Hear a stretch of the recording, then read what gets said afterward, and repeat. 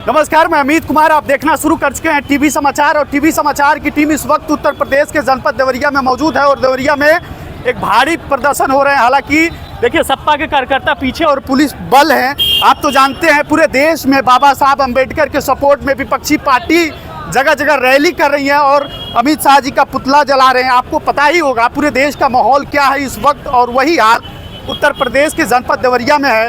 हालांकि सपा के कार्यकर्ता जो आ रहे हैं वो लोग चलेंगे डीएम साहब के यहाँ और वहाँ जो है कि ज्ञापन देंगे, लेकिन ज्ञापन हर रोज़ लमसम दे रहे हैं। ये हालांकि 3 से 4 दिन पहले भी दिए थे।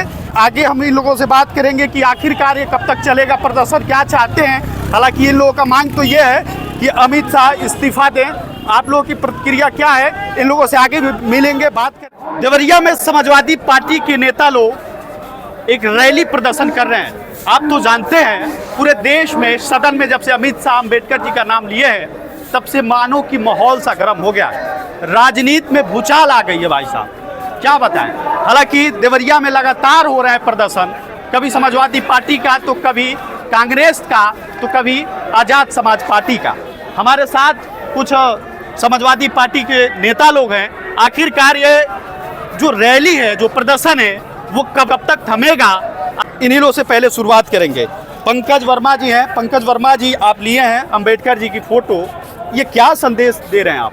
क्योंकि एक छोटी सी क्लिप को लेकर जो पूरे देश में माहौल को गर्म किया जा रहा है, ये मैं नहीं कह रहा हूँ, अमित शाह जी खुद कह रहे हैं, तो ऐसे क्यों किया जा रहा है? देखिए, छोटा सा क्लिप नहीं है। डॉक्टर अम्बेडकर को हम एक इंसान और भगवान और क्या बोलते हैं, एक नेता के रूप में नहीं मानते। हाँ, मैं डॉक्टर अम्बेडकर को इस देश में जितने भी हमारे महापुरुष जो अपने त्याग और बलिदान से इस लोकतांत्रिक देश का निर्माण किया, एक खूबसूरत इमारत बनाई, उसकी बुनियाद है डॉक्टर अम्बेडकर। हाँ। और अमित शाह ने उस बुनियाद पे हमला किया है। हाँ। ये बर्दाश्त नहीं होगा। हाँ। और हम लोग उसके इस्तीफे की मांग करते हैं। हाँ।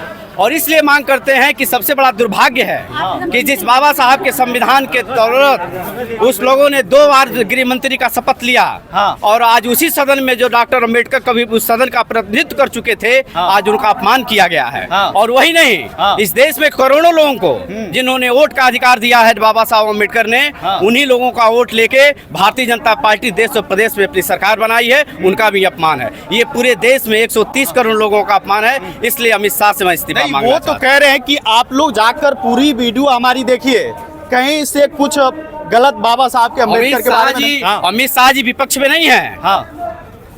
अमित शाह जी इस देश को चला रहे हैं, उनकी हाँ। सरकार है। वीडियो निकाले और वायरल करें। हाँ। और मैं मांग कर रहा हूं हाँ। कि जब लाल किसान आडवाणी जब जिन्ना के मजार पे जाके जब वो चादर चढ़ाते हैं, हाँ। तो उनको उनका त्याग पत्र अगर ले लिया जाता है, हाँ। तो अमित शाह का त्याग पत्र क्यों नहीं लिया जाएगा? क्योंकि ये भी एक बड़ा मुद्दा है। अच्छा, अमित शाह का त्याग पत्र चाहिए। भारतीय जनता पार्टी बतावे कि उनके लिए अमित शाह बड़े नेता हैं कि लाल किसान आडवाणी बड़े नेता हैं। अच्छा। मैं राष्ट्रपति से मांग करने आया हूं, पता नहीं राष्ट्रपति महोदय क्यों शांत पड़ी हैं। यह दुर्भाग्य है कि उनको प्रधानमंत्री मोदी से बात करनी चाहिए थी। हाँ। और राष्ट्रपति महोदय इस संविधान की सर्वोच्च सलाहकार भी हैं। हाँ। और सर्वोच्च हितकारी महिला भी हैं, जिनको भारत के संविधान की वजह से उनको लाभ मिला है। हाँ। इसलिए ये अपमान पूरे देश के लोगों में 130 करोड़ जनता सड़क पर उतरी है। हाँ। समाजवादी पार्टी भी अमित शाह की अगर इस्तीफा नहीं देंगे तो आगे गिरफ्तारी की भी मांग करेगी। अच्छा, अगर नहीं होंगे तो फिर क्या होगा? भाई नहीं होगा तो जनता देखेगी। तो लोकतंत्र का मालिक है ये जनता। जनता के हवाले ये मामला है कि अगर अमित शाह नहीं मानते हैं, अभी तो आप तो बहुत बड़े अम्बेडकरवादी थे, अम्बेडकर को आप बहुत पूज रहे थे। अभी मानते हैं, वो कहते हैं हम मानते ही तो हैं। देख रहा है, पूरा सदन देख रहा है, सड़क देख रहा है, गली मोहल्ले तक डॉक्टर अम्बेडकर जिंदा हो गए। हाँ। उनके खिलाफ आज नारा लगाए जा रहे हैं। हाँ। मैं अमित शाह और प्रधानमंत्री से कह रहा हूँ, वो तो पिछड़े समाज के हैं। हाँ।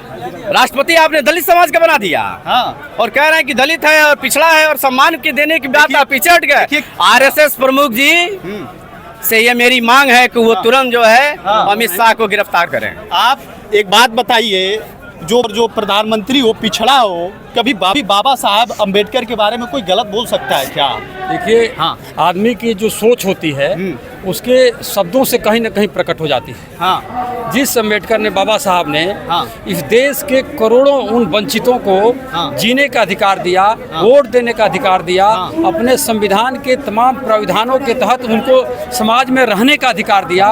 और ये जो लगातार भारतीय जनता पार्टी के लोग ये कह रहे थे हाँ। कि ये अपमान हम बर्दाश्त नहीं करेंगे। बाबा साहब के हमारे आदर्श हैं, उनके वोट भी पा रहे थे, लेकिन उनकी मूल भावना ये है कि जैसे ये हजारों साल पहले रहा करते थे, दसियों हजार साल पहले दलित और वंचित समुदाय के लोग रहते थे, उनको उसी अवस्था में रखा जाए। यही कारण है कि इस संविधान के माध्यम से लोकतांत्रिक व्यवस्था से छेड़छाड़, आरक्षण से छेड़छाड़ और तमाम ऐसी गतिविधियाँ कि दलित पिछड़े जो गरीब लोग हैं वो हजारों 2000 साल पहले जैसे उनकी पीढ़ियाँ रहा करती थी उसी तरह से रहे, इससे आगे बढ़ने का उनको कोई हक नहीं है। आखिर एक बात बताइए कि वो बोल क्या दिए हैं कि आप लोग इतने बड़े पैमाने पर प्रदर्शन कर रहे हैं? आप अपने बातों अपने जुबान से बता दीजिए। देखिए वो बोले क्या है, वो बेरोजगारी पर बात नहीं करेंगे, वो महंगाई पर बात नहीं करेंगे, वो किसानों की समस्याओं पर बात नहीं करेंगे, चिकित्सा व्यवस्था पूरे देश में उत्तर प्रदेश में विशेष करके ध्वस्त है, इस पर बात नहीं करेंगे, कानून व्यवस्था पूरी तरह से ध्वस्त हो चुकी है, सभी जगहों पर इस पर बात नहीं करेंगे।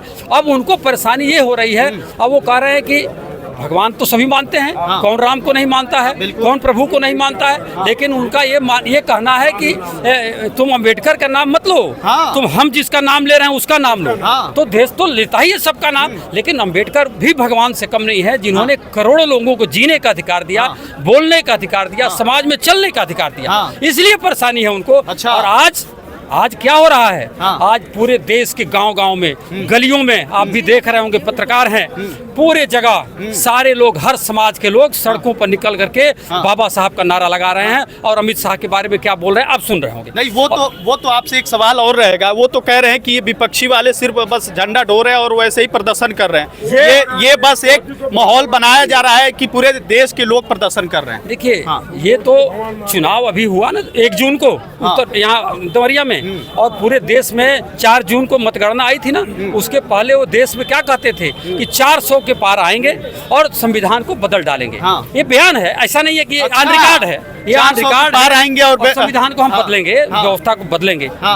देश की जनता की ताकत है, इन दलित वंचितों को बदल गया क्या? संविधान बदल गया, बछड़ों की ताकत है कि उनको ताकत ही नहीं दिया। अच्छा, उनको ताकत नहीं दिया। अभी उन्होंने किया एक देश एक चुनाव, देश ने उनको ताकत नहीं दिया, बिल गिर गया लोकसभा में।